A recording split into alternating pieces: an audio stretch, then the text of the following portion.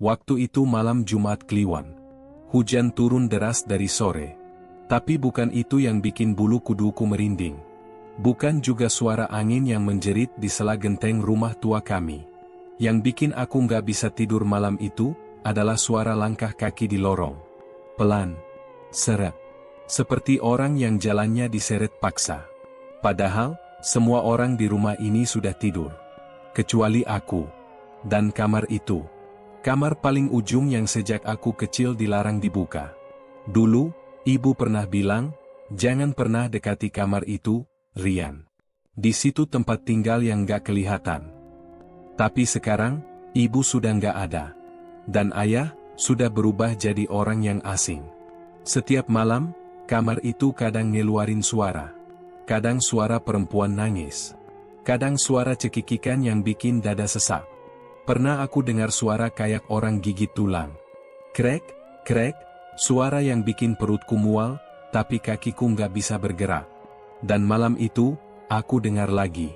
Suara langkah kaki. Dari arah kamar terkunci. Aku nahan napas. Selimutku tarik sampai ke atas kepala. Tapi suara itu makin dekat. Lalu, berhenti tepat di depan kamarku. Aku diam. Jantungku seperti dihantam palu. Toh, toh, toh. Ada yang ngetuk pintu kamarku 3 kali. Perlahan. Aku nggak jawab. Tapi suara ketukan itu berubah. Jadi suara garukan. Di kayu pintu. Dari atas sampai bawah. Srek, srek. Seperti kuku panjang yang nyeret-nyeret di papan kayu. Sampai akhirnya hilang. Tiba-tiba. Begitu aja. Besok paginya, aku turun ke dapur. Ayah sudah duduk di meja makan, pakai sarung dan kaos putih, senyumnya lebar. Di sampingnya, seorang perempuan baru. Muda, cantik, matanya lembut. Namanya Bu Ayu. Katanya, dia istri ayah yang baru. Ibu sambungku yang ketujuh. Ayo, Rian. Salam sama Ibu Ayu. Mulai hari ini, kita hidup bareng ya, kata ayah. Sambil menepuk punggungku pelan. Aku menatap perempuan itu dalam-dalam. Bu Ayu tersenyum dan mengulurkan tangan. Tangannya dingin. Dan di ujung lorong, pintu kamar terkunci itu sedikit terbuka. Aku sempat lihat, ada yang berdiri di dalamnya. Sesuatu. Bukan manusia. Bu Ayu datang hari Jumat malam. Tapi sejak hari Sabtu paginya, ada yang berubah di rumah ini. Bukan soal suara-suara aneh dari kamar terkunci, itu sudah biasa buatku. Tapi, lebih ke suasana. Udara. Rasanya kayak rumah ini tahu kalau ada tumbal baru masuk. Pertama, ayam peliharaan di belakang rumah semua mati pagi itu. 5 ekor. Lehernya patah. Dagingnya masih utuh, tapi matanya bolong. Hilang. Kayak dicongkel. Aku yang nemuin. Waktu itu baru mau buang sampah. Begitu lihat ayam-ayam itu, aku langsung mundur. Mual. Tapi ayah cuma bilang, mungkin musang. Musang? Semua ayam di kandang. Pintu terkunci. Lagian, masa musang tahu caranya congkel mata doang? Bu Ayu melihat bangkai ayam itu juga. Tapi dia diam aja. Nggak komentar, cuma narik napas dalam, terus masuk ke dapur. Mungkin dia nahan takut, atau mungkin dia tahu lebih dari yang aku kira. Hari berikutnya, kejadian aneh makin sering muncul. Bu Ayu mulai suka ngelamun. Berdiri lama di depan jendela kamar. Tatapannya kosong, kayak orang nyari sesuatu di kejauhan. Aku pernah lihat dari balik pintu, dia bisik-bisik sendiri. Tangannya gerak-gerak, kayak lagi ngitung. Aku pernah tanya, Bu, ngapain? Dia kaget. Lalu senyum, enggak, Rian. Ibu lagi doa. Tapi doa apaan yang matanya merem sebelah dan mulutnya nggak jelas ngucap apa? Aku cerita ke ayah. Tapi seperti biasa, dia malah marah. Kamu tuh jangan suka suzon. Ibu Ayu itu baik. Jangan kayak dulu-dulu, kamu bikin ibu-ibu sambungmu nggak betah. Tapi ini beda. Aku bisa ngerasain. Bu Ayu memang kelihatan baik, tapi malam-malam, dia berubah. Jam 2 pagi, aku pernah dengar suara dia nyanyi. Lirih banget. lagu Jawa. Aku nggak ngerti artinya, tapi nada-nadanya bikin telinga panas. Serius, panas beneran. Telingaku sampai merah waktu itu. Aku ngintip dari celah pintu. Dia duduk di ruang tengah. Lampu mati. Cuma ada lilin satu. Dan yang bikin aku benar-benar merinding, dia ngelus boneka. Boneka kecil dari kain goni. Mukanya digambar pakai arang. Tapi anehnya, boneka itu mirip ibu kandungku. Sama banget. Rambut dikepang dua. Bibirnya senyum tipis. Bu Ayu ngelus boneka itu kayak orang gila. Kadang dia cium, kadang dia cubit pelan sambil ketawa. Aku langsung tutup pintu kamar dan pura-pura nggak lihat apa-apa. Tapi malam itu aku nggak bisa tidur sama sekali. Besoknya, Bu Ayu manggil aku. Dia pegang pundakku dan bilang, "Kamu anak baik, Rian. Ibu senang punya kamu. Tapi kalau kamu dengar suara panggilan, jangan ikuti, ya. Apalagi kalau datang dari dalam kamar yang dikunci." Dek. Aku langsung diam. Kenapa dia ngomong gitu? Kenapa dia tahu soal suara itu? Apa ibu pernah buka kamar itu? Tanyaku pelan. Bu Ayu cuma senyum. Lalu bilang pelan, "Nggak semua pintu bisa dibuka dari luar, Rian. Tapi, dari dalam, semua bisa keluar." Aku melangkah mundur. Dan malamnya, suara itu datang lagi. Tapi kali ini, bukan cuma garukan pintu. Ada yang bisik di bawah ranjangku. "Rian, ibu pulang." Sejak suara itu muncul di bawah ranjangku, aku nggak bisa tenang. Aku sempat mikir mungkin cuma mimpi. Tapi pas aku cek ke bawah tempat tidur pagi harinya, ada bekas telapak tangan di lantai. Ukurannya kecil. Tapi, jarinya lebih dari 5. Dan itu bukan tangan manusia. Aku putusin buat tanya langsung ke Bu Ayu. Tapi pagi itu dia nggak kelihatan. Nggak di dapur, nggak di ruang tengah, bahkan kamar mandinya kosong. Padahal sandal rumahnya masih ada di depan kamar. Aku metuk kamarnya, pelan dulu. Nggak ada jawaban. Aku ketuk lebih keras. Masih nggak ada suara. Aku coba buka. Nggak dikunci. Pas pintunya kebuka, aku langsung nahan napas. Kamar Bu Ayu gelap. Tirainya ditutup rapat, dan udara di dalamnya dingin banget kayak kulkas. Di pojok ruangan ada bau gosong. Tapi yang paling bikin aku merinding, di lantai, ada lingkaran dari garam. Di tengah lingkaran itu, Bu Ayu duduk sambil merem. Bibirnya komat kamit. Badannya gemetar pelan, tapi dia kayak nggak sadar aku masuk. Aku manggil, "Bu." Dia buka mata. Tapi yang kebuka cuma satu. Yang satunya lagi, putih semua. Nggak ada bola mata. Dia lihat ke arahku dan suaranya berubah. Berat, seperti suara dua orang yang digabung jadi satu. "Kamu harus pergi dari sini, Rian. Ini bukan tempatmu lagi." Aku lari keluar kamar tanpa mikir 2 kali. Siangnya aku langsung pergi ke rumah Mbah Sarti, tetangga tua yang rumahnya di ujung kebun belakang. Sejak kecil, aku sering main ke rumahnya, apalagi setelah ibu meninggal. Mbah Sarti satu-satunya orang yang pernah bilang langsung ke aku, "Jangan percaya sama yang tinggal di rumahmu itu." Mbah Sarti udah nunggu di teras, seakan dia tahu aku bakal datang. Belum sempat aku cerita, dia ngomong duluan. "Ibumu datang semalam, ya?" Aku langsung diam. Muka dia rusak, kan? Tapi suaranya masih sama. "Panggil kamu dari bawah ranjang." Aku cuma bisa angguk pelan. Badanku gemetar. Mbah Sarti ngeluarin rokok linting dari kantong bajunya, nyalain, terus bilang pelan, "Ayahmu udah main kotor sejak lama, Rian. Kamu pikir kekayaan yang datang mendadak itu cuma kebetulan? Enggak. Itu semua karena tumbal." Aku tahu soal pesugihan, tapi aku nggak pernah nyangka. Setiap 40 hari, dia harus kasih perempuan ke dalam kamar itu. Kalau enggak, nyawanya sendiri yang diambil. Aku mulai paham. Kenapa ibu-ibu sambungku nggak pernah bertahan lama. Kenapa mereka semua hilang, atau meninggal aneh. Dan kenapa, sekarang giliran Bu Ayu. Kenapa dia terus nikah lagi kalau tahu akhirnya sama, tanyaku. Mbah Sarti menatapku lama. Karena itu bagian dari perjanjiannya. Semakin besar rasa cinta korbannya, semakin kuat ikatannya. Aku ingat gimana Bu Ayu perlahan mulai perhatian padaku. Gimana dia selalu nyiapin sarapan, bahkan belain aku waktu ayah mulai marah-marah. Makin dekat, makin sayang. Makin cocok buat dijadikan tumbal. Lalu, aku harus gimana? Suaraku nyaris putus. Kalau kamu masih mau selamat, jangan ikut campur. Tapi kalau kamu niat lawan, kamu harus siap, karena kamu bukan cuma ngelawan ayahmu. Tapi juga, yang tinggal di kamar itu. Dan waktu aku pulang sore itu, ada hal lain yang bikin hatiku langsung ciut. Di depan kamar terkunci, ada sesajen baru. Lilin hitam, bunga Kamboja, dan pita rambut Bu Ayu. Hari ke-30 sejak Bu Ayu masuk ke rumah ini. Semuanya berubah makin kacau.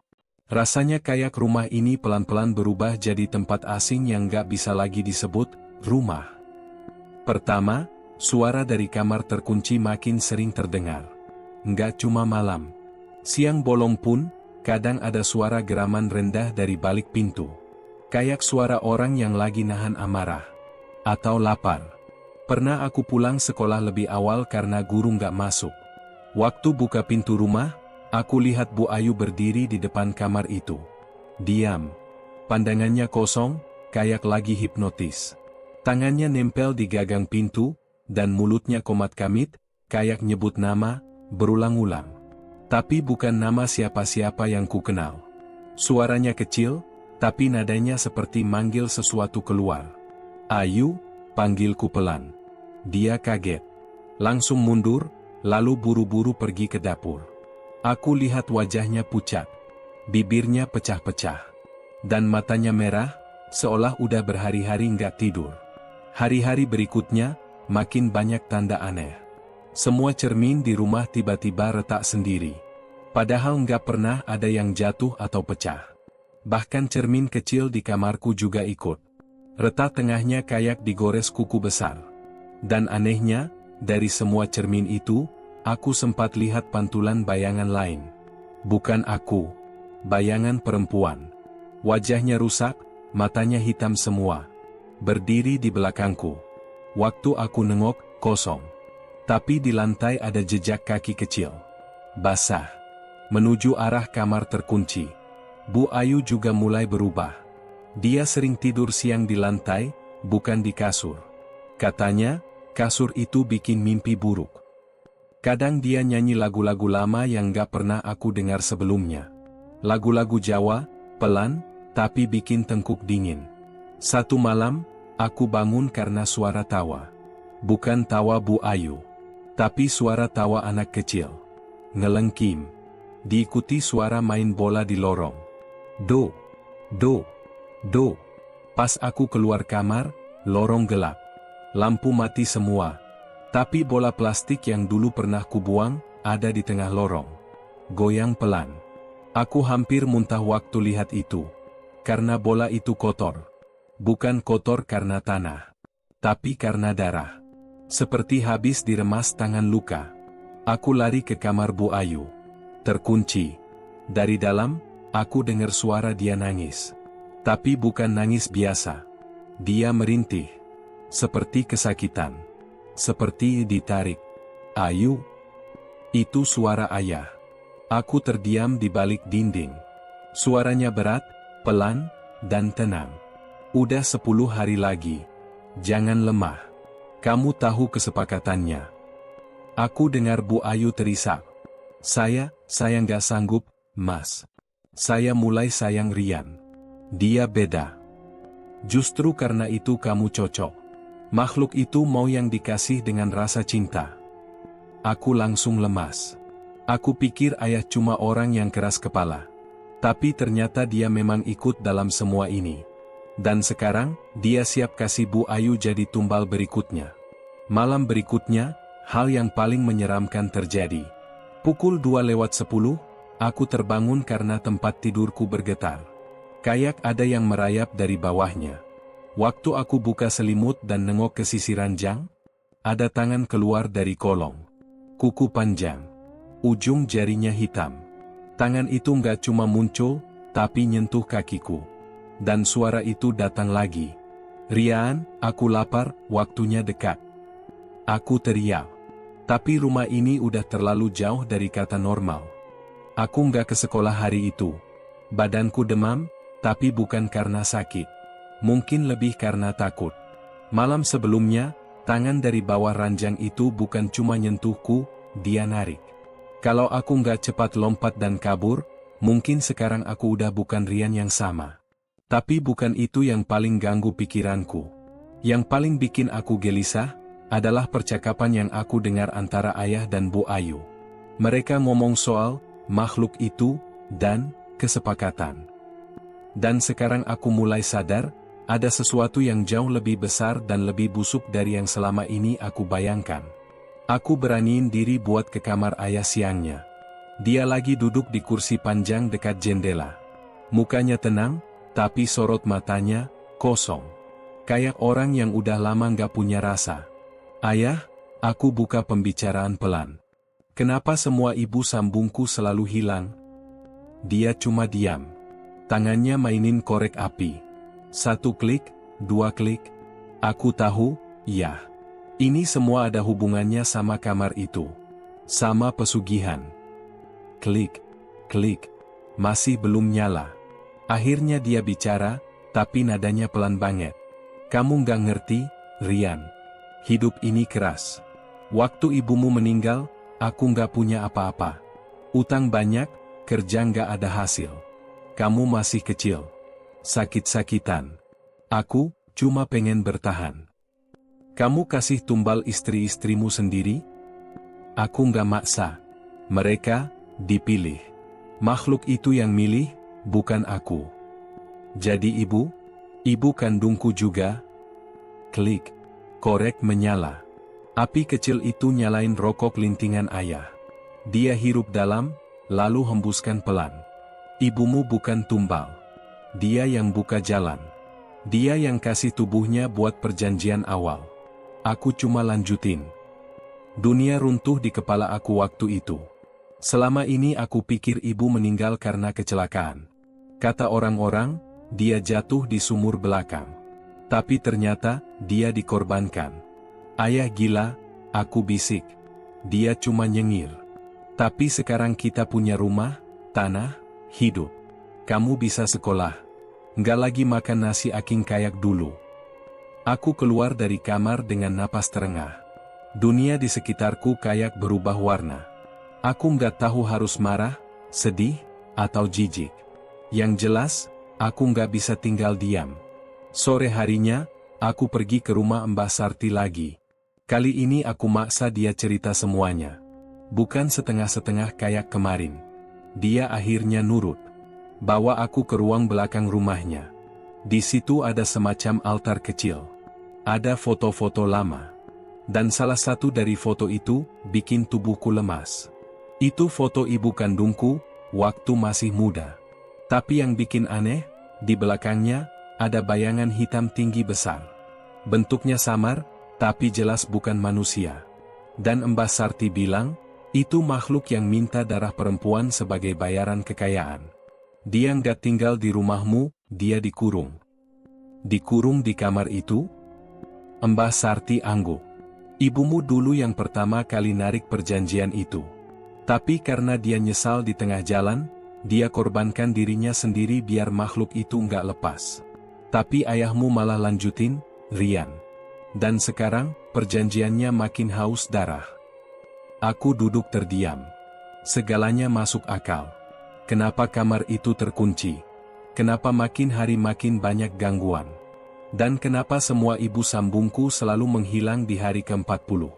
Sekarang hari keberapa? Tanyaku. Mbah Sarti menatapku tajam. Hari ke-33. Aku langsung berdiri. Masih ada waktu. Tapi sebelum aku pergi, Mbah Sarti sempat bilang satu hal lagi. Kalimat yang bikin aku merinding dari kepala sampai kaki. "Kalau kamu gagal, giliran kamu yang bakal diminta." Aku pulang dari rumah Mbah Sarti dengan langkah cepat. Waktu udah mepet. Hari ke-33 berarti tinggal seminggu lagi sebelum Bu Ayu hilang. Atau lebih buruk, jadi tumbal berikutnya. Sampai di rumah, suasananya sepi banget. Kayak rumah kosong. Tapi aku tahu Bu Ayu masih di dalam. Sepatunya masih ada di teras. Dan aku bisa cium bau wangi melati samar-samar dari dalam rumah. Bukan bau pengharum ruangan, ini bau yang lain. Bau yang selama ini muncul setiap kali sesuatu mau terjadi. Aku cari Bu Ayu. Ruang tengah kosong. Dapur gelap. Aku naik ke lantai 2. Kamar ayah terkunci. Tapi kamar Bu Ayu terbuka sedikit. Aku dorong pelan. Dia duduk di pojokan kamar. Matanya sembab. Di sebelahnya ada ember berisi air yang warnanya merah kecoklatan. Baju tidurnya basah kuyup. Wajahnya pucat, rambutnya acak-acakan. Aku mimpi, aku diseret ke dalam kamar itu, Rian, katanya pelan. Aku bangun dengan tangan penuh luka. Tapi ayahmu bilang aku mimpi jalan. Aku mendekat. Itu bukan mimpi, Bu. Ayah memang bawa ibu ke sana. Tapi bukan sekarang. Dia nunggu hari ke-40. Bu Ayu menatapku. Lama. Kamu tahu? Aku angguk. Aku tahu semuanya. Termasuk soal tumbal. Bu Ayu nangis. Tapi bukan nangis panik. Lebih ke pasrah. Nggak bisa dilawan, Rian. Aku udah coba. Aku doa tiap malam. Aku tempelin ayat suci di dinding. Tapi semuanya kebakar sendiri. Aku udah lihat makhluk itu di mimpi. Wajahnya bukan wajah. Matanya semua. Giginya tumbuh di luar bibir. Aku tahan napas. Aku duduk di sebelah Bu Ayu. Kalau ibu udah nyerah, biar aku yang coba.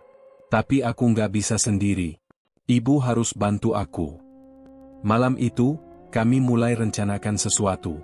Aku ingat kata Mbah Sarti, makhluk itu dikurung. Artinya, masih bisa dicegah kalau kita bisa nutup pintu itu sebelum hari ke-40. Tapi ada syaratnya, seseorang harus jadi penahan sementara. Umpan. Supaya makhluk itu tertarik keluar.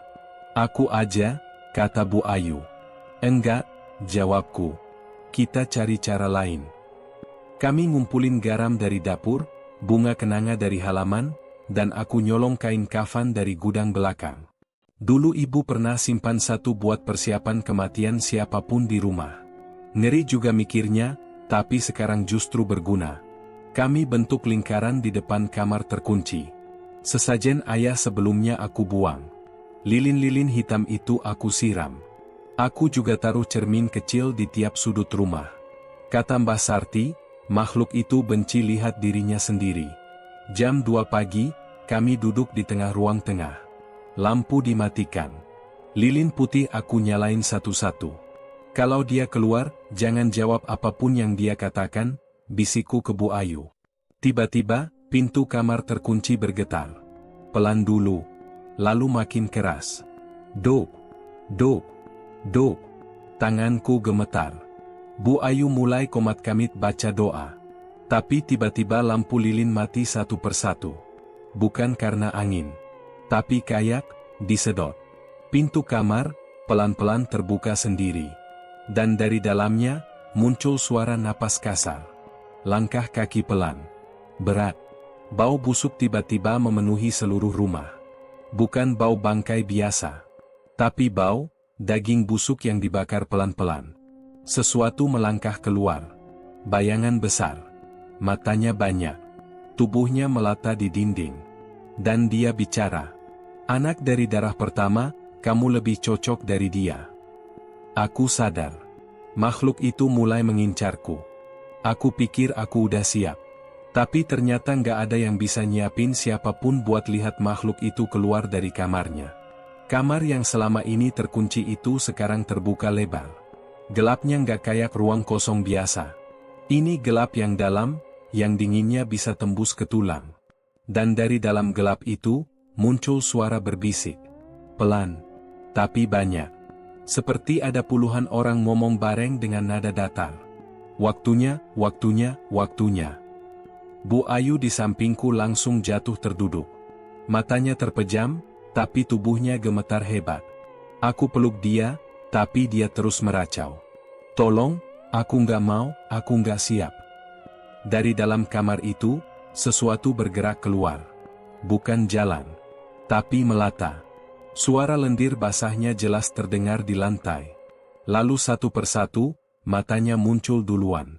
Mata-mata hitam, bergerak sendiri di tubuhnya. Lalu senyum itu, lebar. Giginya bukan cuma tajam, tapi panjang, berlapis-lapis, seperti mulut hiu dicampur bor besi. Makhluk itu tinggi, tapi punggungnya bungkuk. Tangannya panjang, nyaris nyeret lantai. Dan di telapak tangannya ada wajah-wajah. Serius, wajah manusia. Ada yang nangis, ada yang teriak. Semua wajah itu bergerak. Kayak masih hidup tapi tersiksa. Dia mendekat ke arahku. Napasnya panas dan bau. Tapi enggak seperti bau bangkai, ini bau besi berkarat yang dicampur amis darah dan tanah basah. Anak darah pertama, tubuhmu penuh luka lama, aku suka, katanya sambil menjilat bibirnya sendiri. Aku mundur, tapi lantai di belakangku dingin. Lembab. Tanganku kesandung sesuatu. Pas aku lihat ke bawah, tulang. Tulang rahang manusia. Masih ada gigi utuh di sana. Makhluk itu melompat ke dinding. Merayap seperti cicak. Matanya berputar ke segala arah. Dia ketawa. Suaranya keras, terpantul ke seluruh dinding rumah. Bikin telingaku sakit. Kenapa enggak dari dulu kau datang padaku? Aku menunggu, Rian, sejak darah ibumu membasahi lantai ini. Aku enggak tahu dari mana datangnya tenaga, tapi aku berdiri dan teriak. Kau enggak akan dapat aku. Atau siapapun lagi. Dia langsung berhenti. Turun pelan dari dinding. Lalu berdiri tegak. Untuk pertama kalinya, aku lihat bentuknya jelas. Tubuh manusia tapi nggak lengkap, disambung paksa dengan potongan-potongan lain. Kakinya cuma satu, satunya seperti ekor. Tangannya tiga, satunya buntung. Tubuhnya ditutupi kulit yang seperti dijahit dari banyak orang. Bukan soal, siapa, Rian. Tapi soal, berapa banyak. Dia maju cepat. Aku hampir nggak bisa menghindar. Tapi tiba-tiba, Bu Ayu bangun dan melemparkan sesuatu ke arah makhluk itu. Bunyi letupan kecil terdengar. Garam. Dia lempar garam kasar ke wajah makhluk itu. Makhluk itu menjerit. Kepalanya berputar 180 derajat. Matanya berdarah. Dia lari balik ke kamar, tapi tangannya masih sempat nyabet meja dan pintu. Rumah ini bergetar kayak gempa kecil. Aku tarik Bu Ayu. Kami lari keluar rumah. Tapi begitu pintu dibuka, udara dingin menghantam. Dan jalan depan rumah, berubah. Bukan lagi jalan tanah biasa. Tapi seperti lorong panjang, gelap, penuh kabut. Dan di ujungnya, bayangan hitam tinggi berdiri. Diam. Menghadap ke arah kami. Aku dorong Bu Ayu masuk ke kamar mandi. Kunci pintunya. Diam di sini. Jangan keluar sampai aku balik. Aku sendiri kembali ke ruang depan. Sendirian. Tapi suara-suara itu masih ada. Bisikan dari dinding, dari lantai, dari langit-langit. Rumah ini kayak hidup. Kayak ikut memihak makhluk itu. Langkah kakiku pelan-pelan membawa aku ke arah kamar terkunci yang masih terbuka. Di dalamnya, makhluk itu menunggu. Dia duduk, matanya semua terbuka. Kalau kau lawan aku, Rian, harga yang kau bayar bukan nyawa orang lain. Tapi warasmu sendiri. Aku nggak jawab. Aku masuk ke kamar itu. Pintu tertutup sendiri di belakangku. Begitu pintu kamar terkunci itu menutup di belakangku, suara dunia luar langsung hilang. Sunyi. Nggak ada suara angin, nggak ada suara jangkrik. Bahkan detak jantungku sendiri rasanya kayak dibungkam. Kamar ini lebih besar dari yang aku kira. Dindingnya penuh coretan, bukan tulisan, tapi simbol. Kayak ukiran kuno. Dan di tengah ruangan, berdiri makhluk itu. Dia nggak lagi melata. Dia berdiri tegak, lebih tinggi dari manusia manapun yang pernah kulihat. Tangannya terbentang ke samping, matanya berkedip satu-satu, mulutnya menganga. Ayahmu sudah memberiku banyak. Tapi semua tumbalnya kosong, katanya dengan suara gemetar, tapi terdengar di seluruh ruangan. Karena mereka nggak cinta, aku jawab pelan. Tapi aku cinta. Dia berhenti. Cinta? Aku angguk. Aku cinta ibuku yang pertama. Dan aku benci semua penggantinya. Tapi Bu Ayu, dia beda. Makhluk itu menyeringai. Berarti kau rela menggantikan dia? Aku rela menghentikan ini. Termasuk kalau itu artinya aku harus jadi yang terakhir. Dia tertawa. Suaranya keras, kayak suara logam dipukul. Kau naif, Rian. Perjanjian ini bukan soal pengorbanan. Ini soal kelanjutan. Aku tidak bisa dihentikan. Aku hanya digilir. Dari balik kegelapan, muncul ayah. Tubuhnya kurus. Mata cekung. Tapi dia masih pakai kemeja yang sama seperti malam dia menikahi Bu Ayu. Rian, jangan dengarkan dia, katanya. Kamu bisa keluar. Biar ayah selesaikan ini. Aku menatapnya tajam. Dari 7 istri yang kau korbankan, berapa yang kau cintai? Ayah menunduk. Tapi makhluk itu malah menjawab, tak satu pun. Karena itu semua sia-sia. Cinta itu energi. Tanpa cinta, aku hanya makan kulit. Tidak kenyang. Aku pelan-pelan keluarkan benda dari saku.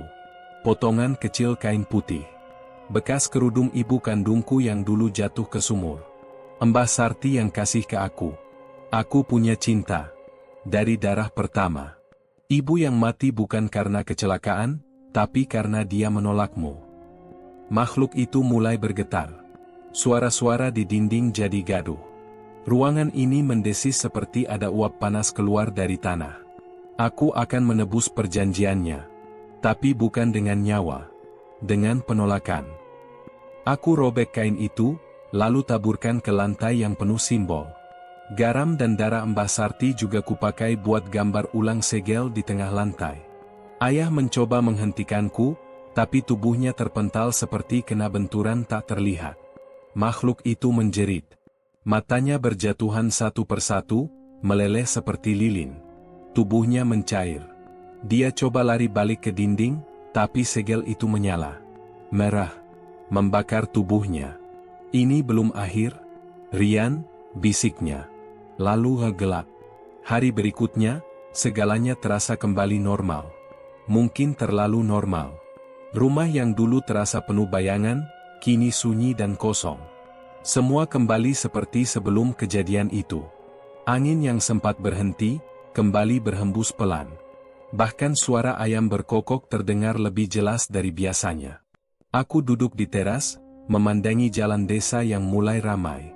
Anak-anak berlari pulang dari sekolah, dan beberapa ibu-ibu ngobrol sambil jemur pakaian. Semua tampak begitu biasa. Terlalu biasa. Bu Ayu tampak lebih tenang. Dia sibuk di dapur, menyusun sayuran untuk makan siang. Wajahnya yang dulu cemas, kini lebih damai, meski tetap ada ragu di matanya. Mungkin dia berpikir yang sama, apakah benar semuanya sudah selesai? Atau hanya sementara? Aku coba menenangkan diriku. Aku harus percaya bahwa semuanya berakhir. Setelah ritual di kamar itu, makhluk itu menghilang. Kami berhasil mengusirnya. Ayah juga kembali ke tempat yang seharusnya. Tidak ada lagi rasa takut yang menggantung. Tidak ada lagi ancaman yang mengintai. Tapi rasa itu masih menggelayuti. Setiap langkah yang kuambil, setiap keputusan yang kulakukan, aku merasa ada yang salah. Satu pertanyaan terus berputar di kepalaku, benarkah itu sudah selesai? Aku lihat ayah duduk di kursi depan rumah, matanya menatap jauh ke horizon. Wajahnya kosong. Sepertinya dia tidak sadar kalau aku ada di sana. Dia seperti hidup dalam kebisuan yang dalam. Aku melangkah pelan ke arahnya. Ayah, apakah kau merasa tenang? Tanyaku, berusaha untuk tidak menunjukkan kegalauan dalam suaraku. Ayah menoleh, senyum tipis di wajahnya. Rian, semuanya sudah selesai. Ini bukan salahmu. Tapi ada yang tidak beres. Matanya tidak menyiratkan kedamaian. Ada keraguan di sana, yang sulit aku jelaskan. Matanya kosong, seolah dia menghindari kenyataan. Aku ingin bertanya lebih lanjut, tapi Bu Ayu muncul dari dalam rumah dan mengalihkan perhatian. Dia mengajak ayah untuk makan siang, dan aku terpaksa menuruti alurnya.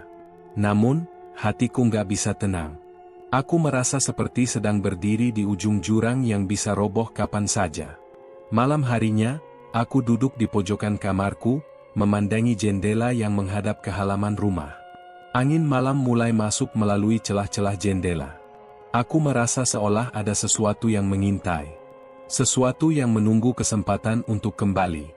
Tapi aku berusaha meyakinkan diri bahwa itu hanya perasaan paranoidku saja. Di luar, rumahku tampak sepi, tapi ada sesuatu yang terasa aneh. Sebuah bayangan bergerak cepat di balik jendela, dan dalam sekejap aku merasa ruangan itu kembali terasa sesak. Aku membuka pintu kamar dan berjalan ke ruang tengah. Bu Ayu dan ayah sudah tidur. Tapi di meja, ada sebuah surat yang belum pernah aku lihat sebelumnya. Surat itu tidak ada nama pengirimnya. Dengan tangan gemetar, aku membuka amplopnya. Begitu kertas itu terbuka, aku membaca satu kalimat yang membuat hatiku nyaris berhenti berdetak. Semua ini belum berakhir, Rian. Kamu baru saja memulai. Aku duduk terpaku di meja, surat itu di tanganku. Kalimat terakhirnya seperti petir yang menyambar. Semua ini belum berakhir, Rian. Kamu baru saja memulai. Jantungku berdebar cepat. Perasaan takut itu kembali hadir, seperti bayangan yang menyelimuti setiap sudut pikiran. Aku buru-buru meletakkan surat itu, mencoba meyakinkan diriku bahwa ini hanya permainan pikiran. Mungkin itu cuma ilusi, atau mungkin aku terlalu paranoid. Tapi kenapa surat ini tiba-tiba ada? Siapa yang mengirimnya? Hening. Hanya ada suara detak jam di dinding. Semakin lama, semakin keras seolah mengingatkanku pada waktu yang terus berjalan, semakin mendekati sesuatu yang tak terlihat. Aku menggigit bibir, mencoba menenangkan diri. Semua ini sudah harus berakhir, kan? Tapi kenapa aku masih merasa seperti ada sesuatu yang tak beres? Tengah malam itu, aku terbangun. Suara langkah kaki terdengar pelan dari luar kamar. Langkah itu terlalu teratur untuk sekadar suara angin, tapi terlalu lembut untuk menjadi langkah manusia. Aku melangkah perlahan ke pintu, menatap keluar melalui celah kecil di pintu kayu. Sejurus kemudian, aku melihat siluet yang familiar. Itu Bu Ayu. Tapi ada yang aneh. Wajahnya pucat, sangat pucat, seperti orang yang baru bangun tidur setelah terjaga sepanjang malam. Matanya kosong, seperti tidak ada lagi kehidupan di dalamnya. Aku merinding. Bu Ayu, suaraku terdengar bergetar, mencoba mencari jawaban dari mata yang tak menunjukkan emosi apapun. Dia tidak menjawab.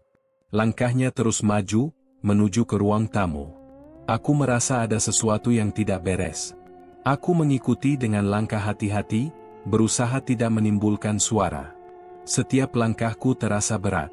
Di ruang tamu, aku melihat ayah. Tapi wajahnya juga bukan wajah ayah yang biasa kulihat. Wajahnya lebih kering, lebih keriput, seperti orang yang sudah lama meninggal. Ayah, aku memanggilnya dengan suara hampir tak terdengar. Dia menoleh, tapi matanya kosong. Tidak ada lagi kehidupan di sana. Hanya tubuh yang bergerak tanpa jiwa, tubuh yang kuanggap sebagai ayah, tapi jelas bukan orang yang sama. Aku mundur sedikit, hampir jatuh karena kaki yang lemas. Aku berusaha mencari penjelasan, mencoba mengerti apa yang terjadi. Tapi sekujur tubuhku sudah dipenuhi ketakutan yang tak bisa lagi aku bendung. Kejanggalan ini semakin tak bisa dinalar. Lalu, aku melihatnya. Di sudut ruangan, tepat di bawah gambar besar ibu kandungku yang dulu. Sosok itu berdiri, makhluk itu. Wajahnya yang terdistorsi, tubuhnya lebih besar, lebih mengerikan. Tapi kali ini, dia tidak sendirian. Di sampingnya, ada tubuh Bu Ayu dan ayah yang sudah hancur. Mereka tampak seperti hanya kulit yang membungkus tulang, terikat di kursi. Darah mengalir, membentuk pola yang aku kenal, seperti ritual yang tak pernah berakhir. Makhluk itu tersenyum. Senyum yang mengerikan. Rian, semuanya sudah selesai. Tapi kamu masih perlu menggantikan mereka. Aku mundur cepat, tapi langkahku terhenti. Dari balik bayang-bayang, aku melihat bayangan yang lebih besar. Itu tubuhku sendiri. Makin lama makin mendekat. Di tanganku, ada pisau panjang yang sangat tajam. Pisau itu bercahaya dalam kegelapan. Seketika aku merasa tubuhku seperti bukan milikku lagi. Seperti ada kekuatan lain yang mengendalikan gerakan tubuhku. Apa yang kau lakukan? Aku berbisik pada diriku sendiri, tapi kata-kata itu tak mampu kuucapkan dengan keras. Makhluk itu tertawa, suara tawa itu seakan meresap ke dalam jiwa. Kamu pikir ini baru dimulai? Selama ini, kamu hanya melawan bagian dari takdirmu, Ryan. Kamu adalah kunci dari semuanya. Aku bukan musuhmu. Aku adalah bagian dari diri kamu yang hilang. Aku terhuyung mundur, hampir jatuh, tetapi tubuhku bergerak sendiri. Aku tak bisa mengendalikan langkahku. Aku merasakan darahku bergejolak, tubuhku menjadi hangat, seolah ada sesuatu yang bangkit dari dalam diriku. Aku terdiam, mencoba mengerti. Semua ini, semua yang terjadi, bukan kebetulan. Ayah, Bu Ayu, mereka, aku terbata, mencoba menahan air mata yang ingin keluar. Semua ini adalah bagian dari perjanjian, kata makhluk itu, suaranya semakin jelas. Ibu kandungmu, yang pertama, tak tahu bahwa dia juga bagian dari siklus ini. Setiap kali kau terlahir, setiap kali kau kehilangan mereka, aku akan datang. Aku mulai menyadari kenyataan yang pahit. Aku bukan anak yang terjebak dalam takdir buruk. Aku adalah bagian dari roda ini. Selama ini, aku hanya menjadi pengganti untuk satu hal yang lebih besar, lebih gelap. Tumbal bukan hanya orang lain, tapi aku juga. Mata makhluk itu menatap tajam ke arahku. Sekarang kamu mengerti, Ryan. Kamu adalah yang terakhir. Setelah ini, semuanya akan kembali seperti semula. Tapi tiba-tiba, aku merasa sesuatu yang berbeda. Dalam pikiranku, aku ingat semua yang diajarkan oleh Mbah Sarti. Tentang perjanjian yang bisa dipatahkan, tentang pengorbanan yang tidak harus dilakukan jika ada niat yang kuat untuk mengubahnya. Ada satu kata yang terbersit di pikiranku, penolakan. Aku menghentikan langkahku, menatap pisau di tanganku. Aku tidak akan menjadi bagian dari ini. Aku memilih untuk berhenti. Tangan yang menggenggam pisau terasa berat, tapi aku tahu apa yang harus aku lakukan. Dengan segenap kekuatan yang tersisa, aku memecahkan segel yang mengikatku dengan makhluk itu. Dalam satu gerakan cepat, aku membakar surat yang ada di tanganku, membakar semua kenangan buruk yang tak pernah bisa kulupakan. Makhluk itu menjerit. Semua yang ada di ruang itu mulai hancur. Tembok runtuh. Langit tiba-tiba gelap, namun aku tahu, aku telah berhasil menghentikan takdir ini. Dan di saat itu, semuanya menjadi hening. Aku berdiri di tengah puing-puing, memandang ke arah pintu rumah yang terbuka lebar. Saat itulah aku menyadari, aku bukan lagi bagian dari cerita ini. Aku bebas. Tapi di dalam kegelapan, aku mendengar suara lirih. Suara yang familiar. Ini belum berakhir, Ryan. Tiba-tiba aku sadar, makhluk itu tidak pernah pergi. Dia ada di dalam diriku. Dan aku, entah bagaimana, adalah dia. Tamat.